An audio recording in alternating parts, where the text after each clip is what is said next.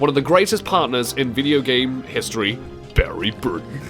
So hopefully he won't be, of course, cracking some terrible jokes Honestly, all the time. if he started constantly cracking these one-liners in my ear roll in this kind of situation, I would just leave him.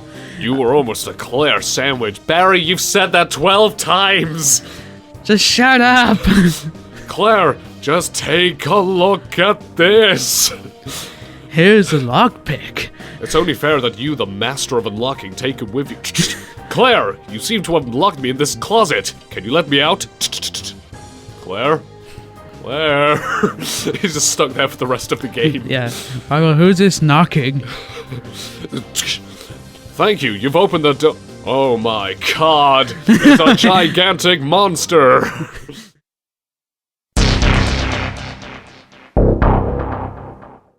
One of the ones that stood out to me was someone who made a Deathclaw in the form of Randy Savage. Yeah, I heard about it. I saw a video of that. The video had Hulk Hogan walking around his little tight pants, his Hulkamania pants, and these gigantic, horrific versions of a Randy Savage going, "Hulk Hogan, you'll go to the danger zone! Oh yeah!" It was so crazy just seeing all these multicolored Randy Savages go, "Oh yeah, man!" And Hulk Hogan literally just trying to smack him back. the literal mega powers. I can imagine, of course, Hulk Hogan delivering instead of course, firing the Fat Man mini nukes, he'll just deliver the atomic leg drop and make everyone go radioactive with awesome moves like that. Say your prayers and eat your vitamins, brother. Say your prayers and take your stim packs, brother, because Hulkamania is going wild right here in the wasteland. Actually, John Cena in Fallout 4, of course, all of his stats would be 10. He'd be hit by a mini nuke, and the Deathclaw goes 1, 2, and he kicks out a 2, and he doesn't get any radioactive damage, anything like that. John Cena just turns around and goes, "No, I have hustle, loyalty, and respect." I think the same would be Roman Reigns. He'd get knocked down by a mini nuke and you go, "Believe that." Charisma 1. He's trying to chat up people saying, "I am Roman Reigns. I am a good guy," and no one. I think what Ryback his charisma would be -10. It'd be like, "In the wasteland, you nuke or get nuked." It's a really bad trying to scare people, but doing a really bad job of it.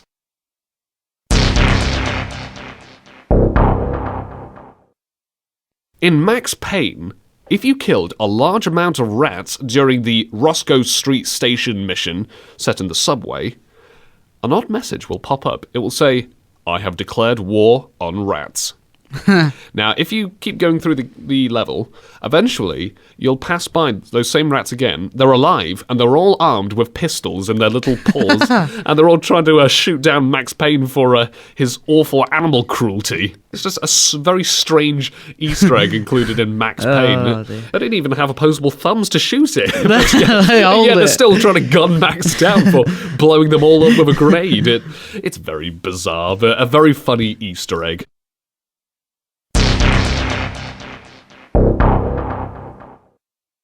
For this week's the stupid reviews we pulled from Steam, just to have a giggle, is a game called Medieval 2. This was recommended to me by my flatmate, who loves the Medieval series, commanding great armies, taking over countries, listening to the generals with their motivational speeches, which just sound more like banter. It just sound like modern-day banter, really. So that's quite funny. So let's check it out.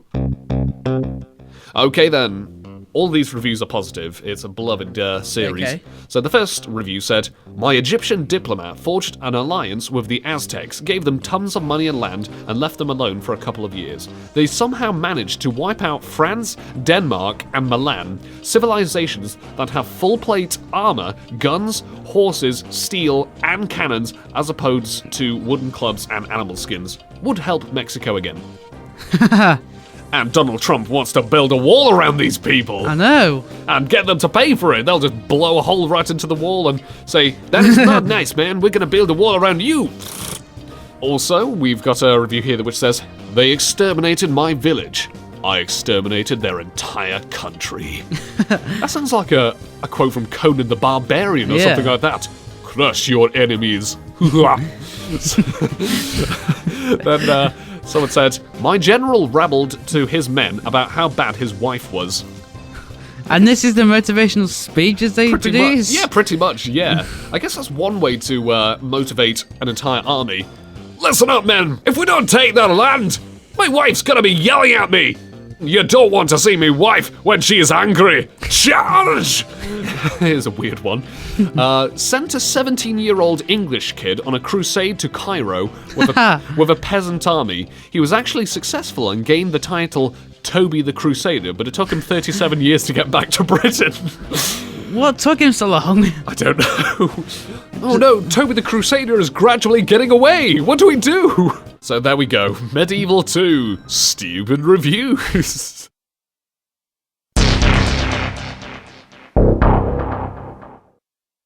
Early in the show, I talked about what would happen if you got some weapons from Team Fortress 2 and you times all the stats by 10. In other words, you make them really overpowered and really ridiculous. Let's go over a few. Then, of course, let's make them over the top powerful. Now, here's one, the Hulong Heater. Now, this is a special minigun by the heavy weapons guy. When you fire it, when you rev it up, it will spew fire around it to incinerate anyone nearby, but it uses more ammo. Yeah. So, again, if it was over the top overpowered, oh man, this is gonna be. It'll riddle everything. It'll just set the whole place on fire. It'll set the whole map on fire. Precisely. even the server next to it. All the servers will start bursting to flame from that one blast. And everyone just suddenly loses health. Like, oh, someone's using the Hulong Heater again. Stop it. The Eureka effect. Now, this is a special wrench for the engineer. Press reload, you can teleport back to base, so you can then teleport back to the spawn point. You're all safe, full of, you got all your metal, full health, etc. Okay, let's times that by 10. What if this was really overpowered? You teleport at the speed of light. You can teleport between servers as well. So and steal everyone's metal and scrap and stuff. Just ruin the game for them. Like, no, you can teleport through time. You can teleport forward and backwards during the early days of Team Fortress 2 and the later days.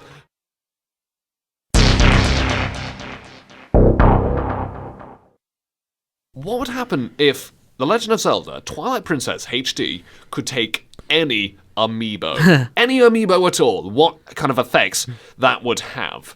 Sonic. That would give... I think Link would... It's either Link has super speed or all his enemies... No, all his enemies would have super speed. So all the Octoroks, all the bowmen, Link would have a heck of a hard time because everyone would be like, you're too slow! That'd be more like Dark Souls times 20. Dark Souls on a sugar rush, in other words. Yeah. Now, okay, so... I think Wario... What about Wario? Wario's very greedy, so I know Wario would probably... he goes around pinching all the rubies, so Link can't buy anything. Yeah. So, bankruptcy mode.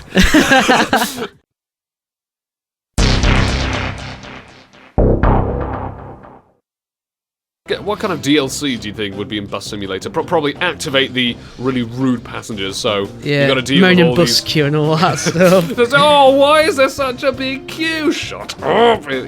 Adds 20% to the difficulty. So, what about maybe a DLC where people don't have enough change, so that holds up the line like, oh, I'm sorry, I'm afraid I've only got pennies. And of course, adds to the difficulty, make it more challenging and try not to lose patience. Pretty much, yeah. The Speed DLC, where it's just like that movie Speed, where the bus cannot go below 50 miles an hour, otherwise the bus will explode. driving around London, just and thinking, get out of my way, all you crazy people. Oh no, it's the Prime Minister. Okay, I'll go on 80 miles an hour for this one. Double the speed.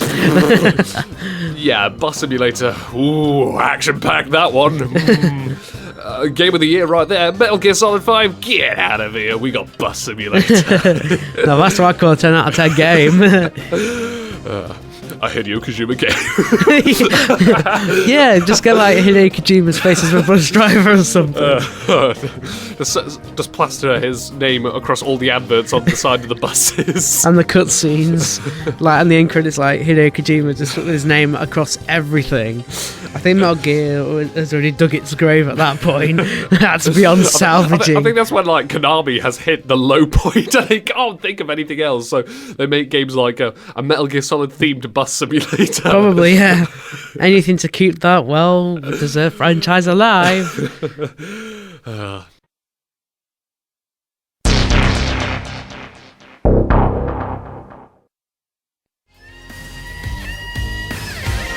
If you smell the Rock's theme from the WWE by Jim Johnson.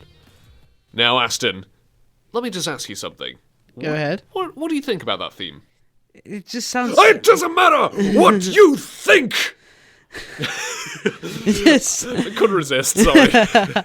It sounds epic, though, in all seriousness. Undoubtedly, yeah, The Rock is awesome. And you know what? You want to hear something? That was the only reason why I actually wanted to crank up the mic, just so I could do that. And then I realised, oh yeah, I've got something to talk about.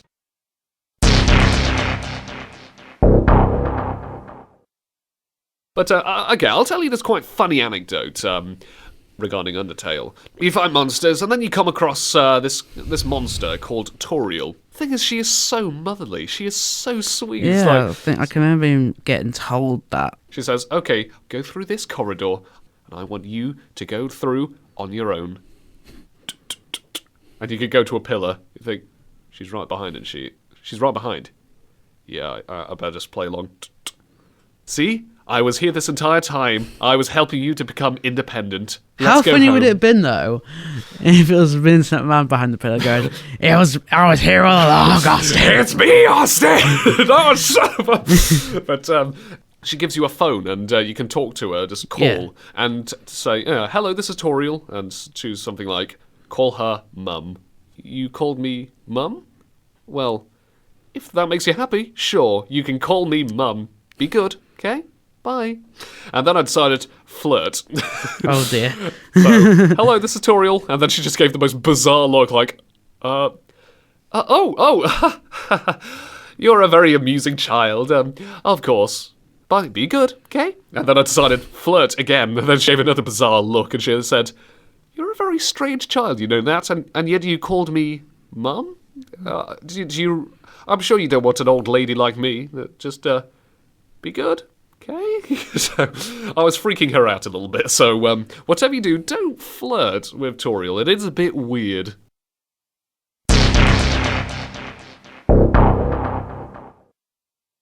If you could make an overpowered weapon with any attachments, any mods like this mod for Fallout 4, what would you go for? What would you go for? Oh man, well, I'd have a baseball bat, attach an assault rifle, a fully automatic laser rifle to the end of a baseball bat, so... Okay. So every time I slap someone, it'll blast about 50 rounds of laser into their cranium. They'll just disintegrate. Okay. Fair enough. Or maybe I'll strap a rocket launcher to a knife. Just point it out. Die, fiend! The most pointless weapon in close range. Like, dive!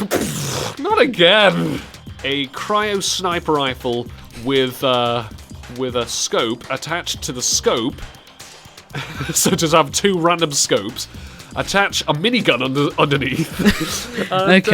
And, and some barbed wire around it. Oh, yeah. You can actually do that. You know, the barbed wire doesn't do anything, but I'll just wrap some barbed wire around it for no apparent reason. Sure beats Mick Foley.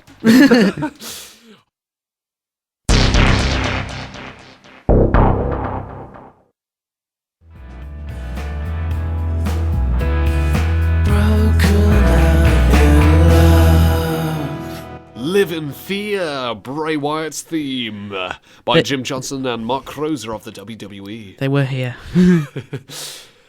Just remember, Aston, follow the buzzards. Let's crank up. Run!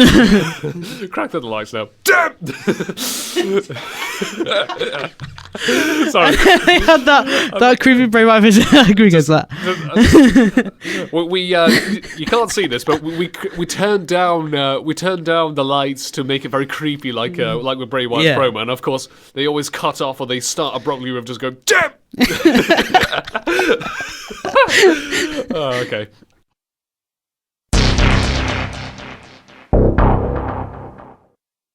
Now, this week's Stupid Reviews is all about The Elder Scrolls 4 Oblivion. Okay. One person said, 2 bandits were chatting. I blasted one with a huge ball of fire. He fell to the ground screaming, engulfed in flames. The other bandit took one look at the charred body and said, must have been the wind, and walked off. Yeah, stealth. Hey, it was better than stealth in Skyrim, where you could fill a bloke with about 5 arrows and he just goes, I should have cut down on the ale. I'm starting to hear things. This next one said, I picked up a crumpled piece of paper and was promptly arrested by city guards. This is such a huge problem in the game. You pick up the most worthless stuff by accident, and a guard will rush in and say, stop right there, criminal scum! Stop! You have violated the law. I just picked up a piece of paper. How's this stealing? I don't care. You've got to pay the fine.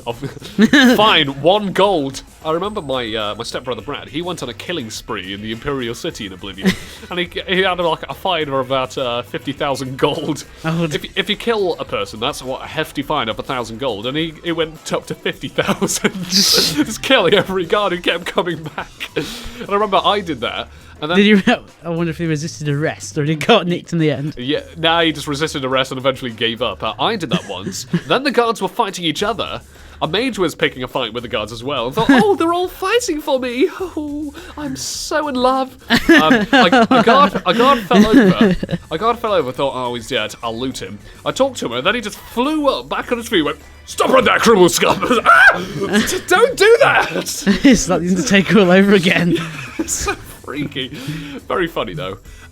Someone wrote, Patrick Stewart told me I am the one from his dreams. Da-da-da-da.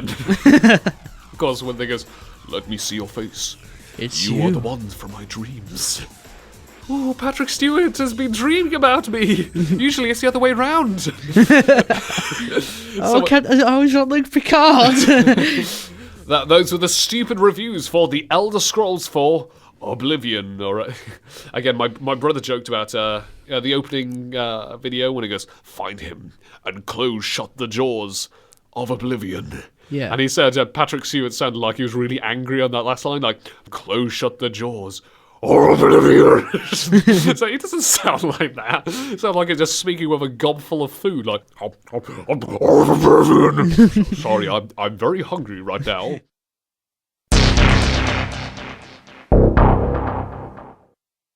My stepbrother Brad, when he was little, and he was on that saving where he had to run away from the Tyrant following you in Resident Evil 2, there's one moment where you think, okay, grabbed an item, and he just smashed right through the wall, didn't take the door, just crashed right through the wall. Who needs doors when you have a wall to punch through? He was so scared, he immediately turned off the PlayStation. Second time, of course, we all were scared. We thought, no, Brad, come on, you can do it, don't get killed by him.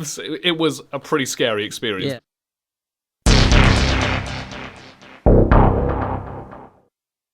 Stupid Reviews for this week is all about The Elder Scrolls 3 Morrowind.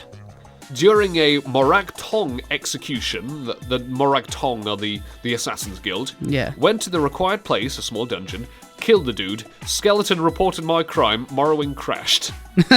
So, how I pictured it was, you did an execution, the skeleton saw this, ran up to a prison guard or whatever in a nearby city, he said, over there, that man has just killed an innocent person. Oh, well, thank you, sir. Hey, wait a minute, skeletons can't talk, you don't have a tongue. And then it just dies. The whole thing just crashes and dies. Because the game has just become sentient and realises skeletons can't talk.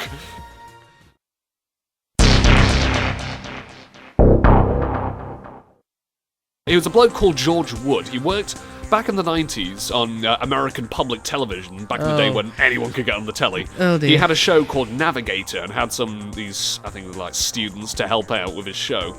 and it was game reviews, and he's been like the butt of many jokes from these commentators called Bray, Slow Beef, and Diabetes. They comment on his balmy reviews that he created back in the 90s. And I just want to read out some of the insane quotes this bloke said.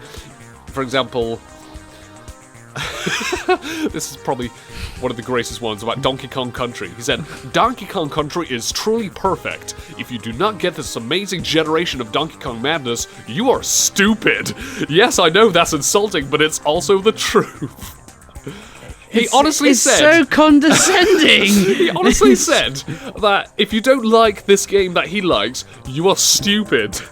That's just being a complete elitist when it comes to games. That's like saying, I love Destiny, and if you don't love Destiny, you're wrong. You're an idiot. Yes, I know that's insulting, but you're an idiot because you don't know anything. Oh, dear me. What kind of reviewer would do that? Don't get me wrong, Donkey Kong Country was influential for its time, but it was fantastic. Spewing out this sort of nonsense. If you don't like Donkey Kong Country, then your mother has a dead-end job. Your father is a loser. Can reviewers get any more condescending than this guy? If you don't like Donkey Kong Country, you have as much charisma as Roman Reigns on the mic. The stupidity of this man. Again, there's so many others. Like he says, with this racing game, he says, "Where's the creativity? Why not have a game where you have to find and drive to the hospital before your wife delivers her baby? That would be fun." That's what GTA is for. But do you have a wife, George? I'm surprised. I'm surprised if she left him. I'm surprised if he has any friends. I would love this game because I would never know what it's like in real life.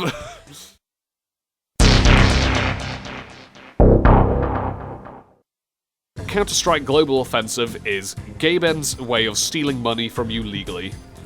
Yeah. Oh, that pesky Game Mule is stealing all our cash, Aston. I swear. There's ludicrous sales, 99% off. I swear during the Steam summer sales, Game Newell dresses up in a robber's outfit, with a stripy jumper, a raccoon mask, and gets a big dollar sign. Like a beret as well. You're a mean one, Gaben. You're a crafty, cheating guy. You give out loads of discount. Delay episode 3, Gaben. I think for Christmas he dresses up as a Santa outfit. Just gets all the Steam gamers to sit on his lap and stroke his beard while they give him money. What would you like for Christmas, little boy? I want episode 3. No. What's that? You want a virtual hat? No, Gabe, I said episode 3, a virtual hat. Thanks, and have fun. I bet his excuse is no one can get episode 3 because they're all on his naughty list. Because, well, you have been making fun of me for quite some time on the Steam forums. That's quite mean. So no episode 3 for you. Maybe in 1,000 years' time. Oh, come on, Gabe!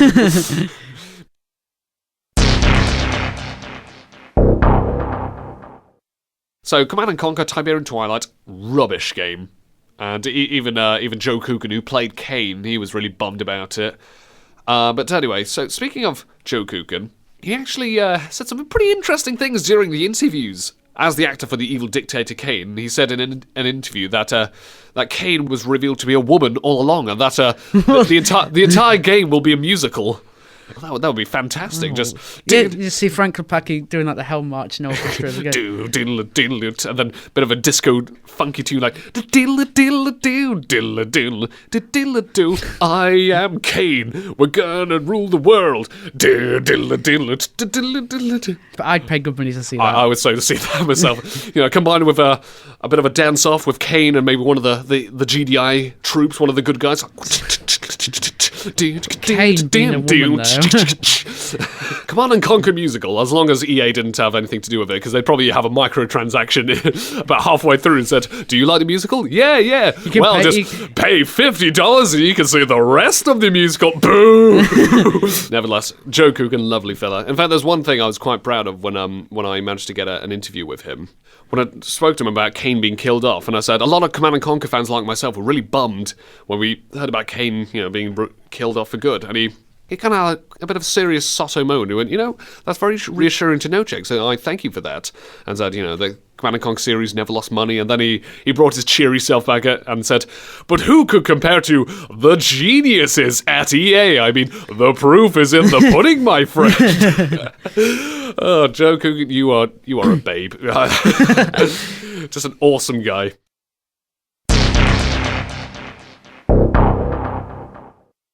Time to jibber jabber about some stupid reviews. Yes. Okay then, Super Noah's Ark. So I managed to go on. Oh yes. I managed to go on Steam and find some interesting user reviews for this biblical game about Noah's Ark. Fun fact, right? Or you could let's double it up with a Tekken game fact. Super Noah's Ark is quintessentially a Christian version of Wolfenstein 3D. They replaced. You're joking. They removed all Nazi symbols and the Jerrys, etc., the guns. Instead, they replaced it with pictures of Noah. And instead of shooting Nazis, you're knocking out animals in Noah's Ark and putting them to sleep with food, slingshots, and strange contraptions. This first review said, "It's time to praise God and hand feed Billy goats. And I'm all out of goats." Politically correct Christian Duke Nukem. Just going out instead of killing aliens, converting aliens to a more faithful outlook on life. Same with the babes. Get them aware of becoming nuns and stuff in convents. Yeah, you would have to, instead of giving, for example, exotic dancers tips, you would give them a psalm to say, this is from John 3:16, my favorite. My name's Duke Nukem, and I'm here to save the world with love and peace. Thou shalt not. Duke praise him or something. Duke praise him. That is brilliant. Duke praise him. That is brilliant, Ass. That is brilliant. So, going around, for example, one-liners would be something like, "Thou shalt not use God's name in vain." Let's continue with the stupid reviews for Super Noah's Ark, Christian video game. This other one said, "Man, I cannot wait for Super Noah's Ark: The New Order." I love Wolfenstein: The New Order. I got that. Yeah. That great reboot. But Super Noah's Ark: The New Order. That would be when the animals have overtaken the flooded world, and it's your job to, is to save. It's for a second flood to flood them out and get two of every animals. And then this other one said, "In this game, you force-feed seeds down the throats of Nazi goat scum." It all makes sense now. That's why they're attacking. The Nazis. You're forcing seeds through them. The Nazis sent goats created by their labs. Sent those back in time to fight Noah and take over the world, but Noah has to stop them. It all makes sense now. It does. It's perfect sense. Someone said, "More than two of each animal. Please fix this glaring inaccuracy." He's got a point. He or she has a very good point. Another one said, "Doesn't even have online co-op matchmaking."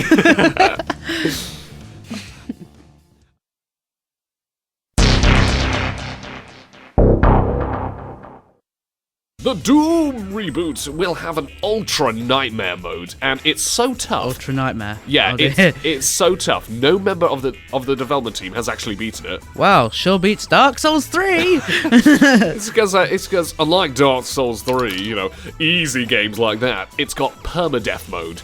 Once you die, you start the entire game again.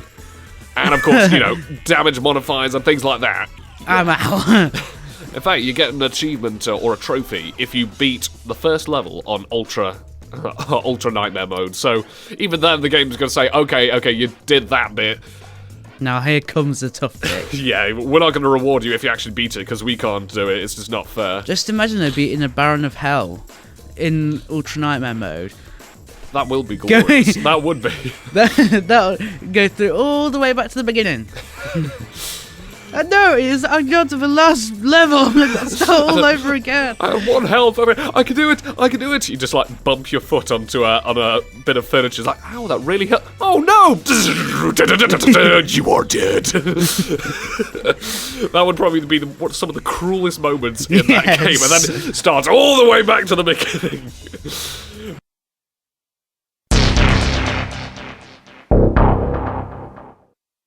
Judas by Rockstar Games. Judas is Judas Iscariot, disciple and eventual betrayer of Jesus.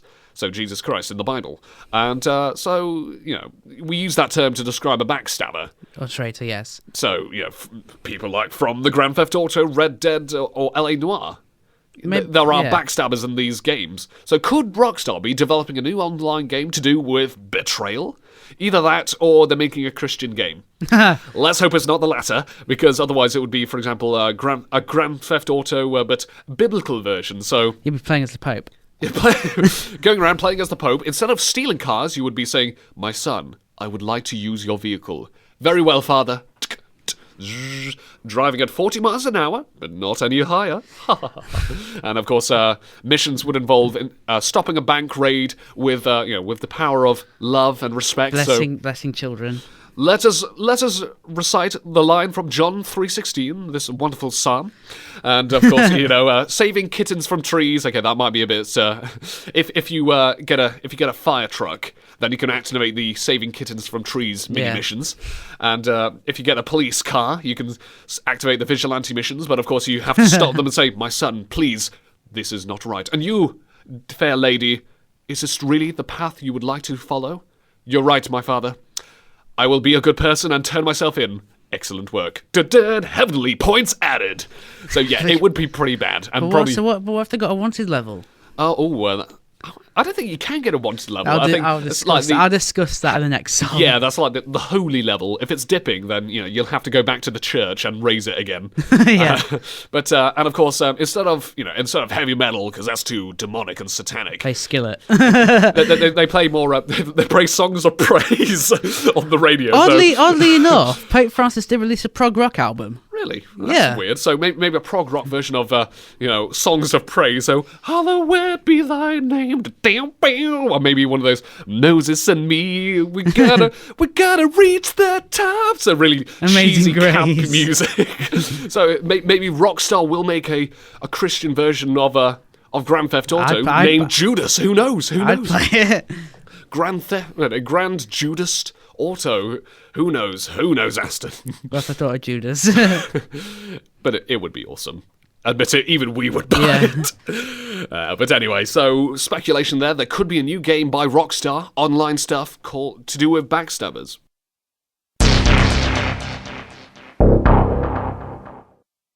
I can imagine The Rock in Quake. So for example, going around through portals and fighting demons, they're monsters. The monsters go, "We're here to defeat you, Rock.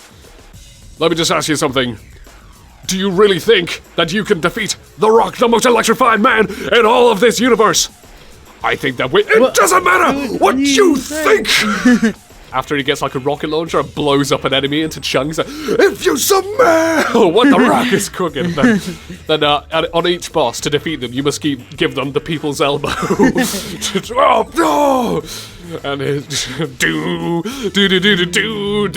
The Rock says. Brilliant. Then I don't know. This has been do like a corporate champion thing. Hugging Vince McMahon, hugging the bad guy. Vince McMahon would be the final boss. Like, "All right, The Rock, you're gonna lose against John Cena." And then The Rock would go, "No way, McMahon. I'm gonna kick your backside, you jabroni scum." So I think Quake starring The Rock would be fantastic. It would be 10 out of 10. I'd recommend it all the way.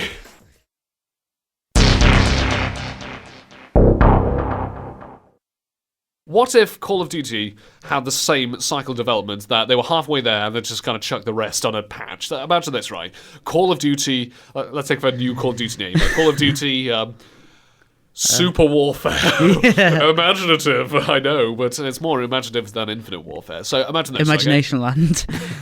So, okay, you have just spawned into a boring 5-minute length talk about war. It is very, very bad. That'll just be on the game, the 5-minute cutscene. That's the game itself.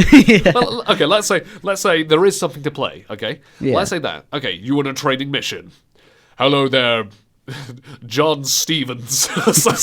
Burly white dude number 6007. Pretty much. John Stevens, you have shaved your head, you have no beard, you have no redeeming qualities about your personality. You are voiced by Nolan North or Troy Baker. Let's go. Go through this. Let's shoot some targets.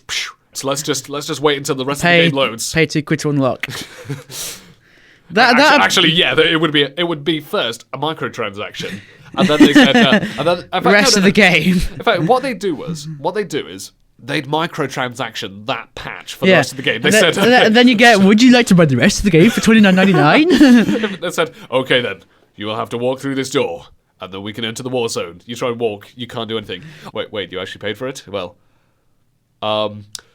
okay, let's just wait 2 weeks, I think, because the game is there. The game is there. It's not coming in a patch. 98% of the game is not coming in a patch. It's definitely there.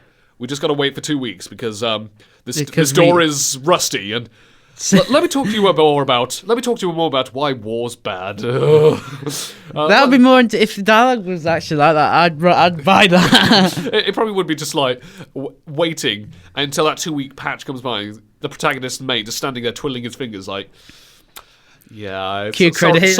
Sorry about this. Do you want to see the credits now so you don't have to do it later? And then maybe you'll probably just go, did I ever mention that I wrote a book about how war is bad? Let's start off. Just so you know, my name is Steve Bischoff. My name is Steve Bischoff, or Sergeant Bischoff to you, soldier. And I wrote a book about why war is bad. Chapter 1.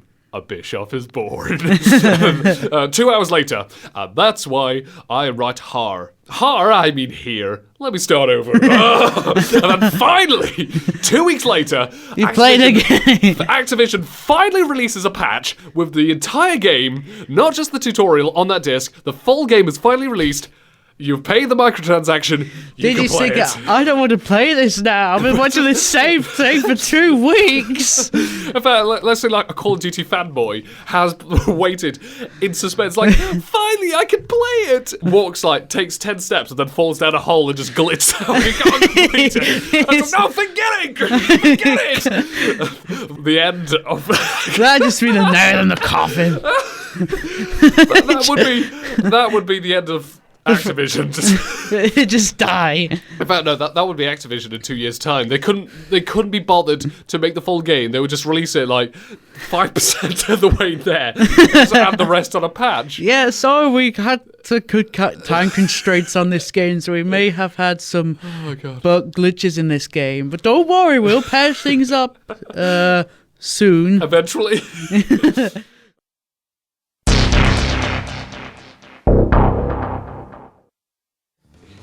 Yeah, I'm waiting for someone to remake it for the Doom reboot in Snapchat, so cross fingers. Snapchat? No, SnapMap. Yeah. Close enough. I've made a few maps on SnapMap, actually. I made one really good one. It was I called it Through Stages of Hell. Yeah. First stage, fairly easy demons, zombies, imps. Second stage, bit harder. Pinkies, cacodemons. Okay. Third stage, revenants, mancubuses, hell knights, all sorts like that. The big ones, yeah. So when I saw that someone played it, I was like, oh, someone's played it. One dislike. Okay, let me give it a go then. So basically you hit the first button, all the monsters should spawn. So I was like, okay, let's do it. All the music plays. I'm just standing there. So, any minute now, it should spawn.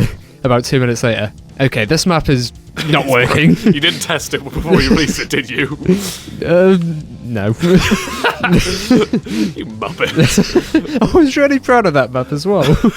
So you went back, fixed it, and released it again? I released it again, and it still didn't work. Oh. So I was like, okay, you know what, Doom? I'll just delete it. I hope you're happy. Unlucky.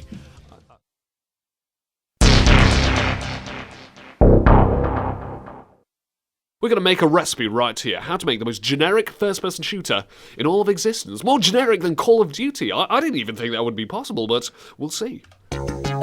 Okay then, so let's start it off. The main character will be John Stevens, or John Bischoff, or John Smith, or John. I say John D. Fault. John D. Yeah, That'll be fine. John Yeah. Daniel Fault and John Default. So yeah, and his ally is also called John. He's going to be John Bischoff, and that it's like, hello, I am John Bischoff. War is very bad. So that's going to be the characters. They have a Russian mate called Nikolai. Yes, and well, we're going to say that he turns out to be the bad guy. He's like, hello, I am Nikolai. I am white Russian 50-year-old man. I have lots of money and I'm your ally. You can trust me. And then halfway through he goes, did you trust me? Well, you're a fool now. I'm a bad guy. And you got to kill him. So, and of course, okay, so to start it off, opening title, and then like a 15-minute chat about why war's very bad, and this is from John Bischoff. So, And war is very, very bad. war is very, very bad. I'm gonna read why war is bad from my autobiography. By me, John Bischoff. Chapter 1, a Bischoff is born. and then it drags on for 2 hours, goes, and that's why war is very bad. Bad? I mean bad. Let me start over. Okay, 4 hours in, the game finally starts, and surprise, surprise, it's a generic training mission that has no impact on anything. Let's say they're already captured. Yeah. And you've got to rescue them and said, okay, let's do Russian roulette like in Black Ops. Oh my god, is he gonna die? No, of course he's not gonna die. It's all on rails. No difference. Same time every time. And then it goes, I'm just gonna carelessly place this gun right next to the main character, John Default. I hope he doesn't shoot me. I'm a bad guy after all. And of course, he's gonna probably turn around and smile at the play like, press X. Come on, press X. Come on. And of course the player must... If they don't, then they're just going to wait there. He dies, then start that cutscene again. Of course, press X, shoot the guy. Wow, I didn't think we would get out. Let's go. I can picture maybe one of the Johns dying.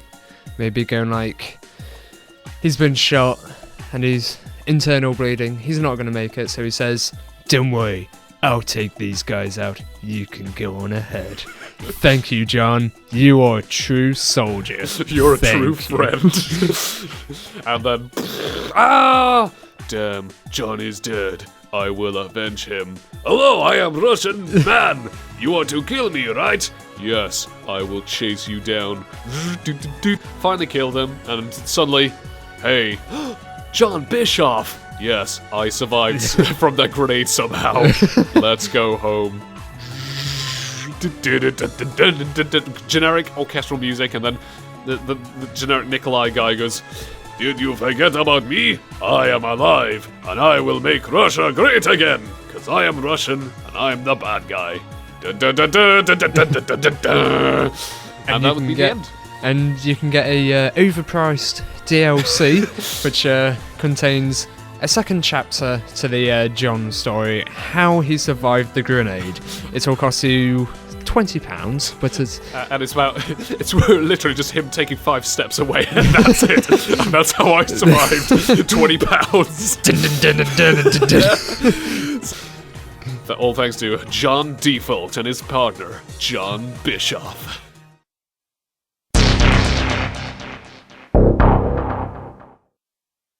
We were talking a lot about wrestlers. What if we could include any wrestler into a video game? What if we could do like a role reversal swap for any character in a video game? I say, Bioshock Infinite. Replace Booker DeWitt with Booker T. Yes. So that way. Can you dig it, sucker? And when he wins a level, he does a spinneroonie. Oh, wait a minute, Elizabeth. Just a spinneroonie like when he meets Comstock, he goes, "Can you dig it, sucker?" And So Booker, how are you finding the city of Columbia? Well, I'll tell you this, Elizabeth. You got me right here at my Fave 5. You got Comstock over there. You got the Vox Populi trying to pull off what they can. And with all this fighting and this killing, you gotta love it. So I think he would just be completely overboard, and his spinneroonie attack would be his special attack. I'd have Ric Flair. Yeah, Ric Flair. You ain't got nothing against the Flair train, baby. The limousine riding, jet flying, kiss stealing, wheeling, dealing, son of a gun. Woo! So chainsaw the monsters. Cold train, baby. Whoa! And then Ric Flair. Whoa! So okay, who else? Other wrestlers. Have Vince McMahon as an evil corporate boss in a video game. Just in every Call of Duty. Yeah. I'm thinking, because he's my favourite, obviously, Kane. Yeah. Maybe being in Doom. maybe for a boss battle or something. Like, you go over to him and he says to you, "You need to feel my pain." Are we going for like the Demon Kane or the corporate Kane? I'm going for the Demon Kane. Probably corporate Kane at first before. That's a good point. I'm corporate Kane. I'm gonna run the UAC, and then when hell invades, then he turns into Demon Kane. Yeah. Of course, his attacks would be pyros, choke slams. His execution would be the choke slam and send you all the way to hell, impale you on a spike. I get Jim Ross on commentary. God Almighty! He just shoots that Doom guy all the way to hell. Literally. Oh my god. That would just be fantastic. Okay, any others? Oh man. Oh. Maybe have Hulk Hogan in the game. What about the Undertaker and probably a Devil slender Devil, kind of one? Devil May Cry. He would slowly Yeah, be slender. Get Undertaker and Paul Bearer. Oh yes. yes. Rest in peace. Problem is though, the game would be too easy because the Undertaker would be going like about 2 miles an hour, just like do. When you get most of the pages or collectibles, he becomes the American badass Undertaker on the motorbike. The American Banner, bro. Keep rolling. You just see him on his bike, so it's pounding it. That just runs you over. And you die. This is my yard. And then when you finally do it, the lights come on, and then the Undertaker realizes since it's daytime, he just disintegrates because the Undertaker's about, I don't know, 90 now or something. Okay, one more. It comes out. Maybe Brock Lesnar. Brock I was Lesnar. thinking Okay. the same thing. Who could Brock Lesnar star in? He should be in like Mortal Kombat, without a doubt.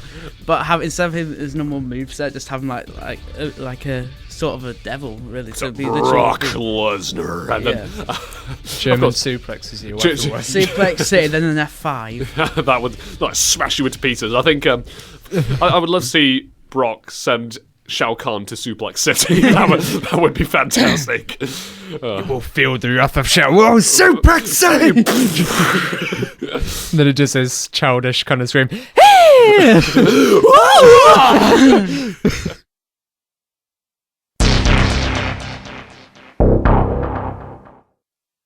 Just before this song, we were talking about Konami selling out with their Metal Gear Pachinko machines, so we thought, what if our favourite game franchises and video games in general got sold out?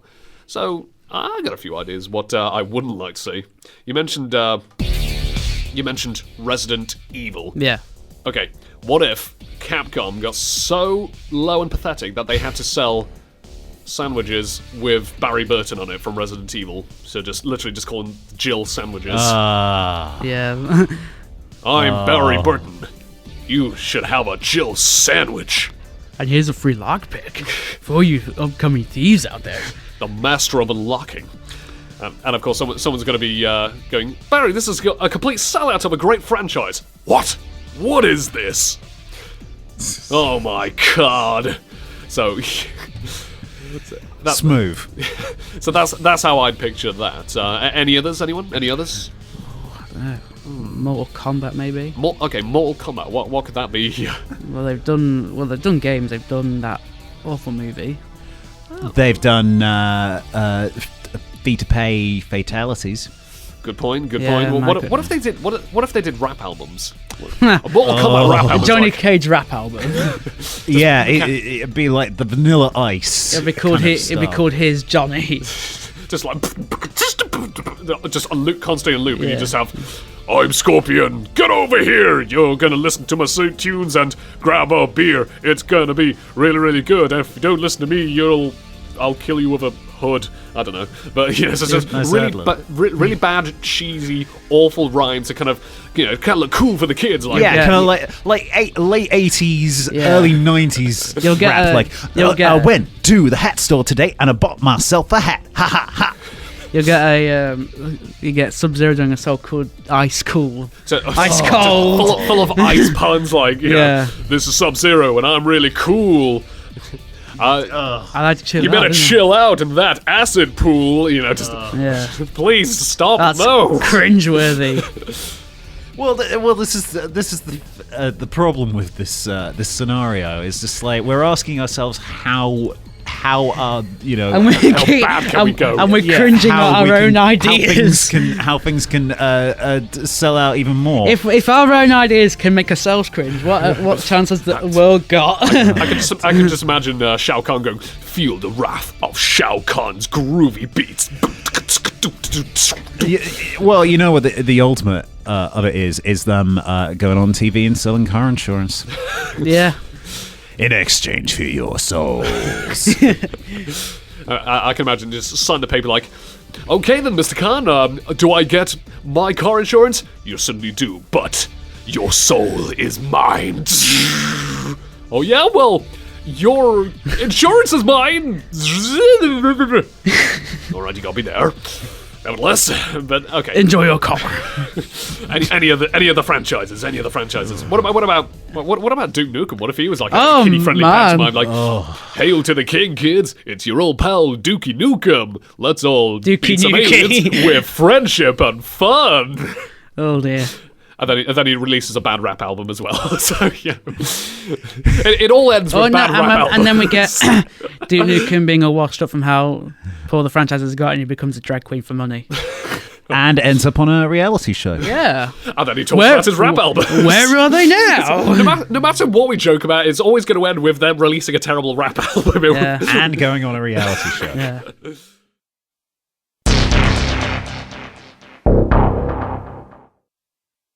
Did you know Oblivion, the open-world RPG, the better game compared to Skyrim?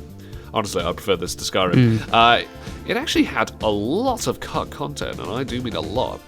Each town in the game, and there's about 8 towns, I think. Let's 8 or 9. 8 or 9 towns. Each town in the game was supposed to have an arena for players to compete in for money. Huh. But these were removed, along with a good 500 plus lines of dialogue. Why? I think maybe, since there's only one arena that's available in the Imperial City, I thought maybe they just wanted to keep it safe there, rather than having, 8 cookie-cutter, copy-and-paste arenas to fight in as well. Because, what if, you went to the arena, the Imperial City arena, and they went, "I don't know who you are, friend, but you better get out here before I lop your arms off." Then you walk into an arena in, Breville, and you go, "I don't know who you are, chum, but you better get out of here before I cut your legs off." Okay, Yeah. I'm just gonna go to Coral. "I don't know who you are, mate, but you better get out of here before I lop your face off." Okay, I'm just gonna go to the north, Bruma, just on the edge of Skyrim. "I don't know who you are, Chumley, but you better get out of here before I rip your bum off." So that's how I kind of picture it.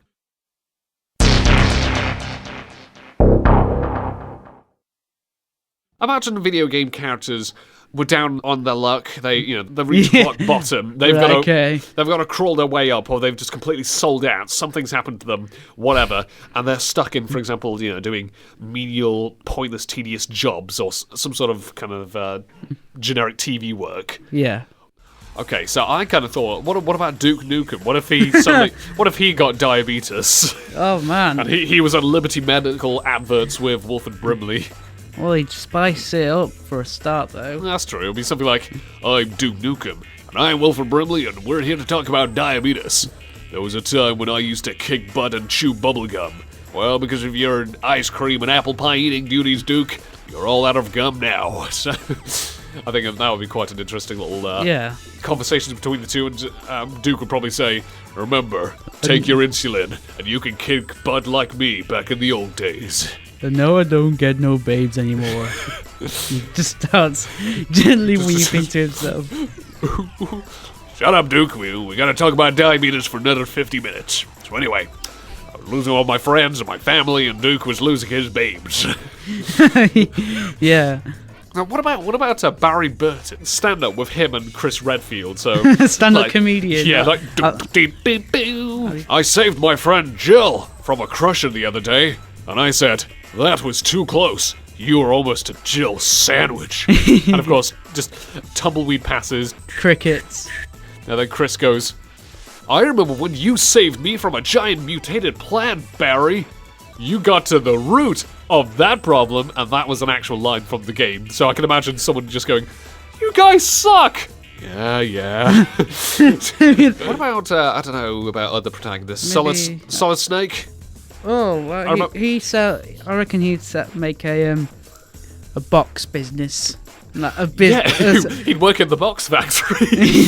And multiple times he'd been told, Snake, stop going in the box, you can't hide from me. Snake! Get out the box! This is Snake. Can you hear me, Colonel? Stop calling me Colonel. My name is Mr. Jefferson. You must make more boxes, or you're fired. And every time he's doing like a, this is an employee call. Snake, Snake, Snake! You're fired! Yeah! Snake, what happened? You got fired? Snake! Snake! And of course, it turns out the reason the Colonel Campbell is yelling is because he's living in Colonel Campbell's basement. Like, Snake, I keep telling you, you've got to get a better job. Colonel, I keep trying. Snake! Snake! It's time for breakfast! It's time for work, Snake! He's essentially babying him around.